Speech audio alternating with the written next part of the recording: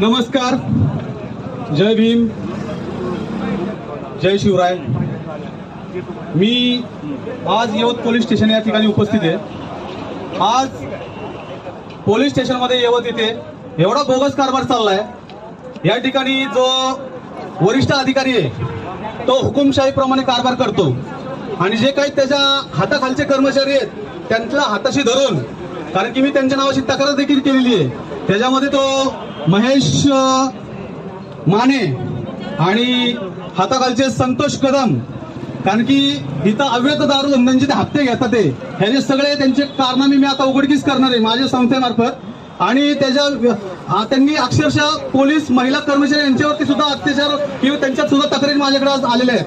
कारण की आज आज पोलीस कर्मचाऱ्यांना हे भोगावं लागतं म्हणजे सर्वसामान्य माणसावरती त्यांनी काय केलेलं आहे ह्याचा सगळा लेखाजोखा माझ्याकडे आहे।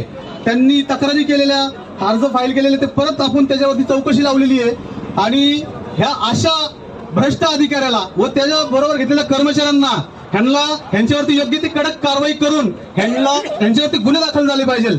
आणि त्या बाबतीत आपण सर्वांनी, सर्व संघटनांनी एकत्रित येऊन योग्य सर्वसामान्य माणसाला न्याय मिळाला पाहिजे ही माझी राजवीर फाउंडेशनच्या वतीने सर्वांना विनंती करतो। आणि त्याशिवाय आपण इथं हलायचं कोणी नाही। जय भीम, जय संविधान।